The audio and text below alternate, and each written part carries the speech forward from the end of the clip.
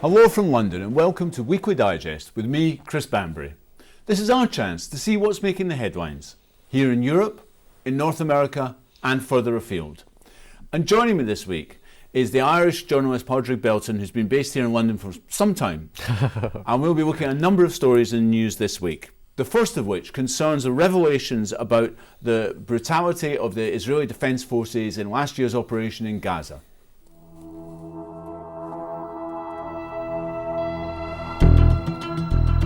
From Britain, The Guardian, Israeli soldiers cast doubt in legality of Gaza military tactics. Testimonies provided by more than 60 Israeli soldiers who fought in last summer's war in Gaza have raised serious questions over whether Israel's tactics breached its obligations under international law to distinguish and protect civilians. The claims collected by a human rights group Breaking the Silence include allegations that ground troops were briefed to regard everything inside Gaza as a threat and they should not spare ammo.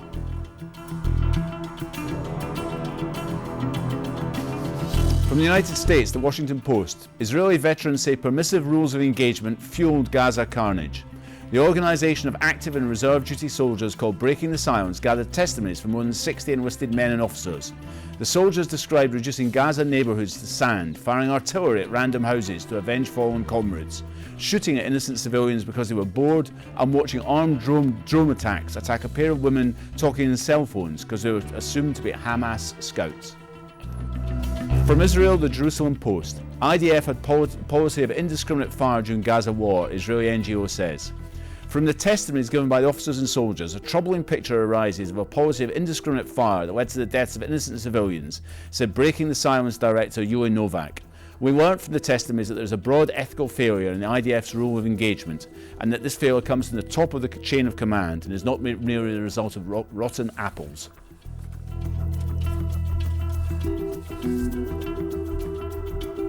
The Times of Israel. Israeli NGO accuses army of violating its moral code in Gaza. The IDF tacitly changed its core wartime values during last summer's war, opting to minimise the risk to soldiers at the expense of Palestinian civilians. Zivi Fogel, a former head of IDF Southern Command, said the allegations were false and beneath contempt. Those who seek to portray the IDF as murderers are not worthy of a response, he said, denying that the army had eased its open fire regulations. The Atlantic from the US, Gaza is hell. 8 months after last summer's war between Israeli and Palestinian militant groups, Gaza remains in ruins. Drive 5 miles into the territory from the crossing point in southwestern Israel, and you reach Beit Hanun, one of the areas most severely hit by land and air. Bright blue skies spread over buildings with big bites taken out of them. Half-eaten bedrooms and kitchens yawn, open to reveal tangled wires. People peek over mountains of rubble from tents behind their former homes, like aliens come to settle an abandoned planet. Pádraig, would you like to give us some background to this story? I mean, remind us of the war last summer in Gaza.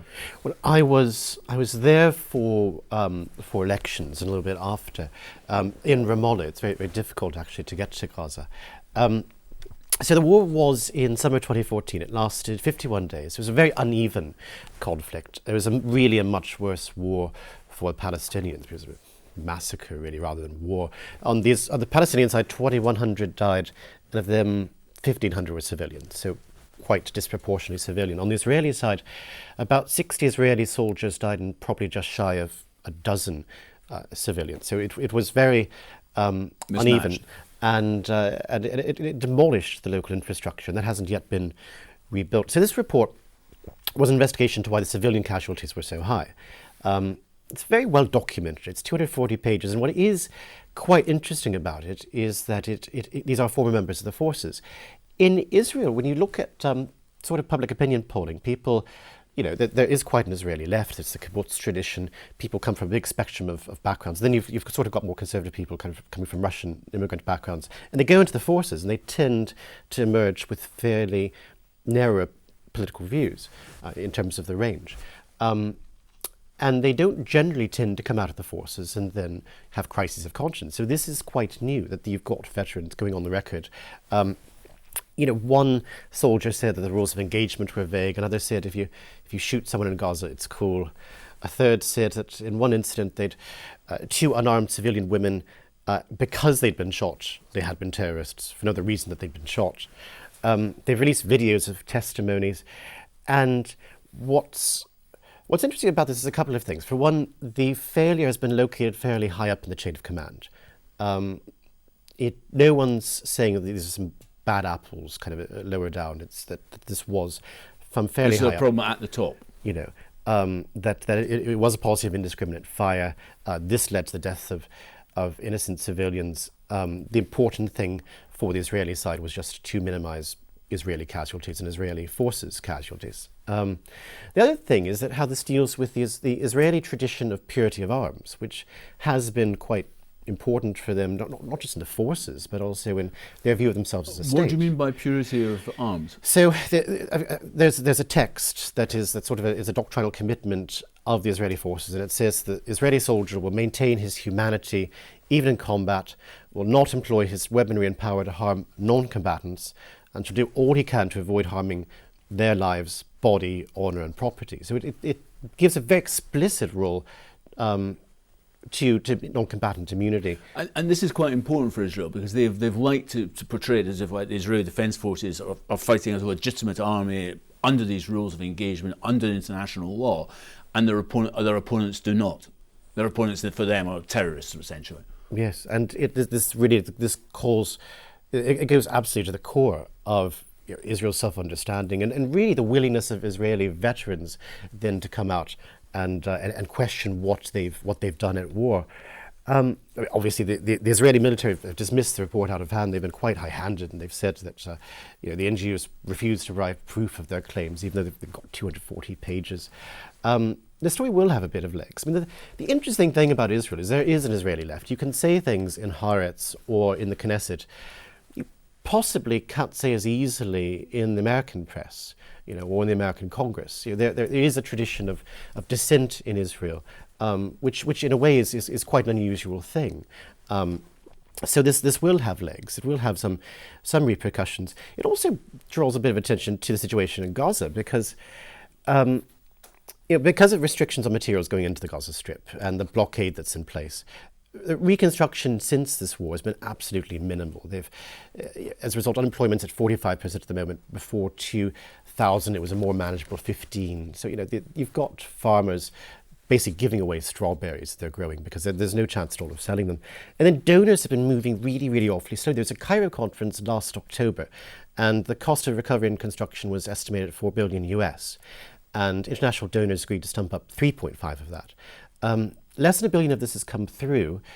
They've sort of made different excuses, but what it really comes down to is that other governments are quite reluctant to put money into infrastructure that might be destroyed in a week or two. The Egyptian government, the military government, effectively military government, Egypt has kept the border closed with Egypt, hasn't it? This has really clamped down on standards of living in Gaza because it had once permitted fuel and other goods to be smuggled across from Egypt in the Rafah crossing. That's now closed. It means the only source of fuel is now coming through the Israeli side, and that's taxed actually quite heavily by the Palestinian Authority. It's one of their few sources of revenue. It's not only it's not quite greed on their part. It's one of the things that the Israelis can't use as a hammer and a stick. So things are awful there and not really getting terribly better. Coming back to this report, why do you think there is such a crisis of confidence in the Israeli Defence Forces that these 60 former soldiers have done this, who've given their testimony? Because it's quite unusual in Israel. I think it's generational change partly. You have got newer people, social media has a role in it, new sorts of the weakening of ideas of national projects that once were very unquestionable, that you'd go into the forces and you were doing your bit for the state. Now these ideas are are weakening as time goes by. The distance from formative events like 67 and 73 is further. For new generations, maybe going and doing your bit in the territories is not is no longer completely going to be an unquestionable thing, an unquestionable good. Yeah, and perhaps people were traumatised by the actual operations in Gaza, because while the casualties were mismatched, it was a fairly brutal affair, wasn't it? A very brutal affair. Yes, terrible. I mean, there's that quote from the Atlantic, it's like visiting Mars. Yeah. And, I mean, Gaza remains, I mean, the damage, I mean, this is a damning report in the Atlantic, as you say. I mean, everything remains as it was. And the Hamas still effectively, the authority in Gaza is still effectively boycotted, isn't it? Yeah, so this was quite interesting when the elections happened. The Israelis weren't quite sure how to deal with a very unexpected Hamas victory. Hamas, in its own polls, weren't expecting to win, and they thought it was actually probably better for the group to be a very strong opposition party than suddenly to be lumbered with the burdens of government. The Israelis were of two views. It was calls from the Americans saying... I'm afraid, Pádraig, we'll have to come back to... Sorry, we're out of time in this story. Can we move on to our second story, which concerns the shooting which took place in Texas last week?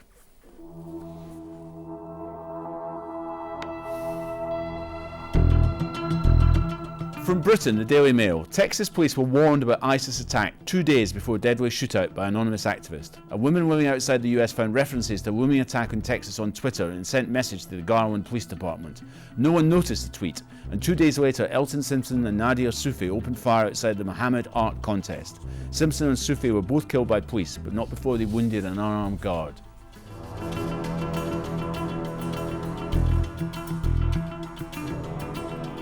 From the US, the New York Times, gunman in Texas was FBI suspect in jihad inquiry. What took place in a suburban Texas parking lot near a Walmart has pointed up the volatile tensions between the West's embrace of free expression and the insistence of many Muslims that the depiction of Prophet Muhammad is sacrilege. Muslim religious advocates, while denouncing the violence, called the show an offensive effort to insult Muslims.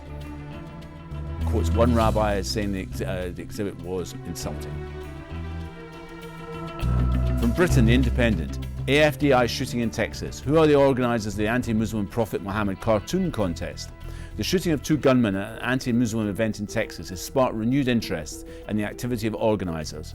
Set up by Pamela Geller in 2010 and known as the Stop Islamization of America, the organisation has been listed as a hate group by leading civil rights advocates and is best known outside the US for sponsoring anti-Islamic advertising campaigns. Critics have said the cartoon contest was deliberately inflammatory. Los Angeles Times. Texas attack refocuses attention on the fine line between free speech and hate speech. Pamela Geller is a 56-year-old Jewish arch-conservative, a vehement critic of radical Islam who organised a provocative $10,000 cartoon contest in this Dallas suburb. Elton Simpson was a 30-year-old aspiring Islamic militant who fantasised to an FBI informant about doing martyrdom operations.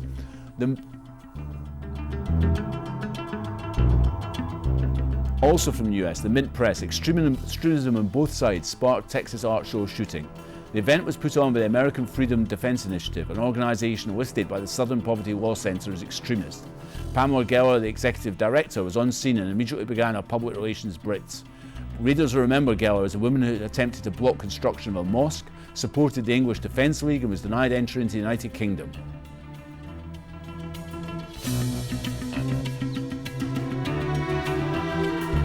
From Canada, the National Post. Meet Pamela Geller, the wealthy housewife who organised the Texas cartoon contest.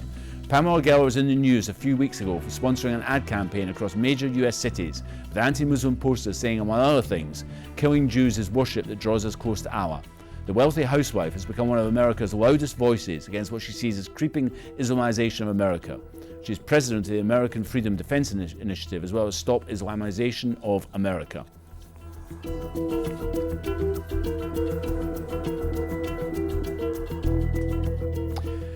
Pádraig, this is quite interesting because when the news first broke of this shooting, I was expecting a response which would echo that of the attacks on the Charlie Hebdo in Paris. But actually that's not quite happened. There's opened up quite a big debate with many Americans saying actually this event was offensive.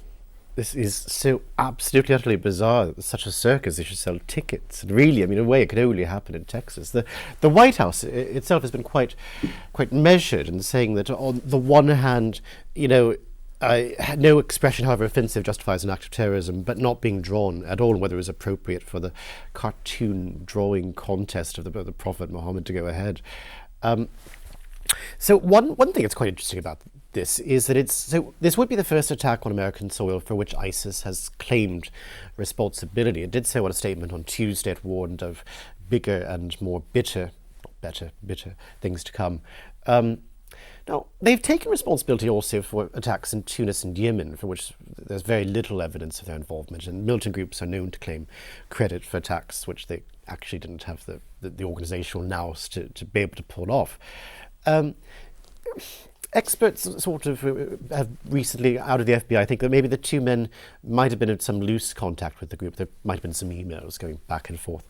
The one fellow, Simpson, seems to have stopped going to the local mosque 2 or 3 months before. This is a very common pattern with people who become radicalised.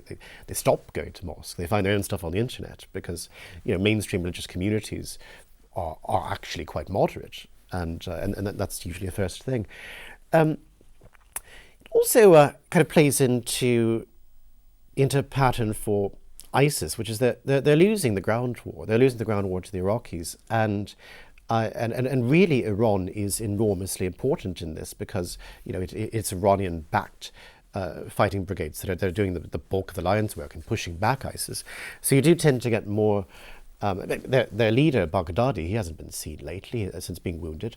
So when they start losing the ground war, you see more of these awful kinds of executions. There were two chaps, gay fellows, who were given the opportunity to repent and be forgiven of their crimes before they were then bludgeoned to death with rocks. This was last week. Right. I mean, returning to the United States, excuse me, is it the case that because actually the United States is more religious than probably European countries, we've seen Christians and Jews coming out and saying, well, actually, this contest of drawing these cartoons is offensive and it shouldn't really be happening? It's interesting response. I mean, it is funny that didn't happen more in the European context. I mean, we have raised Charlie Hebdo to a paragon of free speech, and maybe without so much of a crisis of confidence, whether this means of freedom to offend needs to be presented and preserved quite so visibly and forcefully. But in some respects, yes, I mean, it's quite odd. The Americans are now showing themselves to be more understanding of Muslim religious sensitivities than we here in Europe. Yeah, and it's interesting because I think it could be that actually because there is a bigger Christian lobby, because there's a Jewish community and so on, actually they are more sensitive to this because it could affect them as well. They look at this sort of secular tide with as some sort of menace. It's also this sideshow caravan woman of the Pamela woman who's Pamela Geller. You've got in Charlie Hebdo is at least a well-known satirical magazine, and it's been on lots of different sides of lots of different conversations. It's strongly in favour of gay marriage. It mocks sort of the conservative elements of French society. There is a view that it comes out of, and it's not single issue. It's not just let's antagonise this one minority community. Gaylord's group does do that. It is against the Islamization of America, which is not a phenomenon many other people have really noticed. No, it's hardly like America. It's hardly like a Muslim, is it, tomorrow? Well, America's also got a very different pattern demographically of its Muslim community than we have got here. It's professional immigration mostly. It's people who get their visas through being doctors or engineers, highly trained professionals. So the American Muslim community is more highly educated and higher earning than the American community as a whole. Here in Europe, we've got post-colonial immigration, so some of that's replicated centers of urban poverty, which with America you'd have associated with Hispanic and black groups. So we've got, in a sense, we've got very different demographics of Muslims on both sides. It's interesting, this woman, Pamela Geller, has been banned from entering into this country, the United Kingdom, because of our support for the English Defence League, which has targeted mosques, has street demonstrations against the construction of mosques and so on. I mean, that is fairly extreme. And it's it's shown a rather amount of muscle from the British government. I think that there have been a couple of people denied entry to the United Kingdom on similar grounds, and to deny entry to American citizens, we've got the visa waiver and everything. It's meant to be just you get off. And Pádraig, thank you very much. We're now going to return to the third story we're looking at this week, which is the fallout from the terrible earthquake which has hit the Himalayan country of Nepal.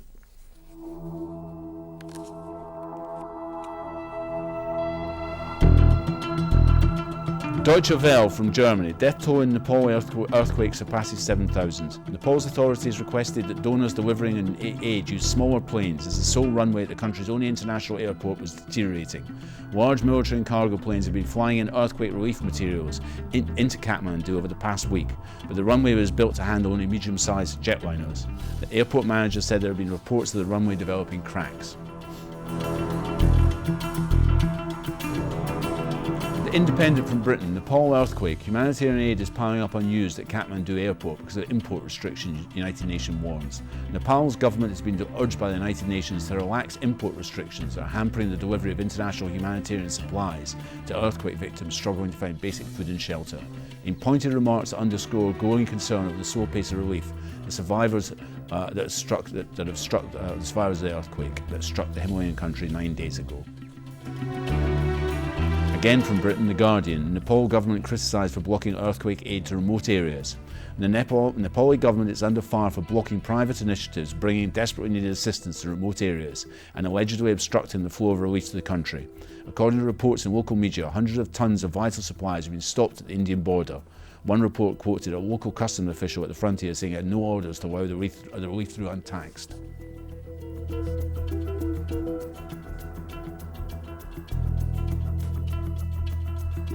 From the US, New York Times. Nepal's bureaucracy is blamed as earthquake relief supplies pile up. Relief supplies for earthquake victims have been piling up at the airports and in warehouses here because of bureaucratic interference by Nepalese authorities, who insist that standard customs inspections and other procedures be followed, even in an emergency. Officials of aid organisations and Western governments have been grumbling about the Nepalese government since the earthquake has struck the country, killing more than 7,000 people.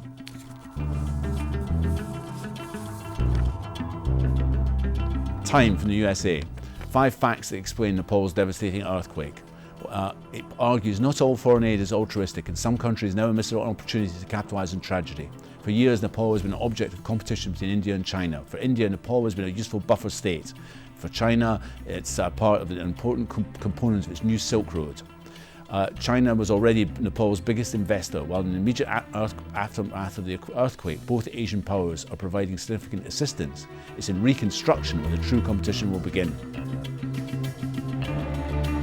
A terrible tragedy, obviously, and a natural tragedy, so no one can criticise the Nepalese government for that. But this criticism of the Nepalese government, particularly in the aid stacking up, they say, of the United Nations, and others saying that they're not getting aid to remote areas, is it justified? Well, it's a very sad story as opposed to the other two cheery ones. And the big problem also is that not only have you got 7,000 people dead and twice that number of people wounded, but monsoon season is just around the corner. So if you're vulnerable and you're without shelter, you're an extraordinary risk at the moment.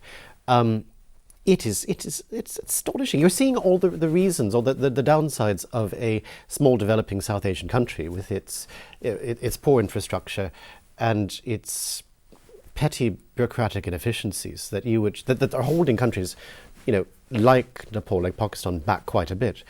And then, these are continuing during a monumental aid effort. At least with Pakistan in the Kashmir earthquake, the forces took a strong role in the relief effort, which at least in that country are quite strong. And there were tales of valour and heroism coming out of it. And, ordinary people, civil society people were getting lorries to the affected quake areas. In Nepal, you've got the bureaucrats really clamping down and saying we have to inspect everything, we can't let aid through. Customs official on the Indian borders saying this, no, we can't let all of this through, we have to tax it. It's absolutely unbelievable. And then, you have got this element too of neighbouring countries and their strategic rivalries playing out with this. The Indians have been hugely helpful. They've given 13 helicopters. The Americans have given 8. The Chinese have given 3. They've also put quite a lot of their own journalists on each military aid aircraft because Nepal watches a lot of Indian media, and so they want to show to the people that just how much they're doing. But this has had a bit of a backlash, actually, because some of the Indian coverage has been grossly insensitive. There's one incident where they went up to a woman whose only son was buried in rubble nearby and asked her how she felt. There's another person who was bleeding and was trotted out on camera, really by staff that could have done something to stop the bleeding. I mean, these have had a huge backlash. Actually, it's worth recalling. I mean, since 1948 and the creation of India, India has had some control over Nepal as well. Yes, and India has really stepped up with. And will probably be doing the bulk of the reconstruction effort, and this will go on forwards with China also being an important player for the next couple of years. And amazing too, they've asked donors to send in smaller planes because that's the only runway the international airport is cracking and deteriorating. So you are really showing the limitations of a state that isn't able to absorb the massive amounts of humanitarian aid that it needs. I mean, here in Europe and indeed North America, much of the attention, certainly at the beginning, focused on Western tourists climbing in the Himalayas and their fate, rather than on the actual main victims who are Nepalese. I mean, do you think that was wrong? Yes, well, I mean, there is always going to be that story. A terrible humanitarian disaster happens, Brit involved. In a sense, it's natural that Fleet Street, for example, will want to focus on the local connection, particularly when we're accustomed to a diet of disaster out of South Asia. Every monsoon season happens. From Bangladesh, you start having huge ships sink, and something on the order of 800 people going down in the water, because again, you've got quite corrupt local bureaucratic regimes. You tend to have ships that have worn out their useful lives, going here around Britain, Scandinavia, Ireland, then going to Bangladesh, the safety procedures being ignored by venal bureaucrats, and then the whole thing goes down, and that's on page 8, if in 2 lines of that. So we are accustomed to these massive disasters at the moment coming out of South Asia. Maybe what we're less accustomed to is this insipid venality that would be keeping the country from developing in the first place, but now are keeping people from getting shelter and clothes. I mean, interestingly as well, Nepal, I mean, it was supposed to be fundamental change. I mean, a Maoist insurgency led to a Maoist government being elected, which didn't bring about any fundamental change, it seems.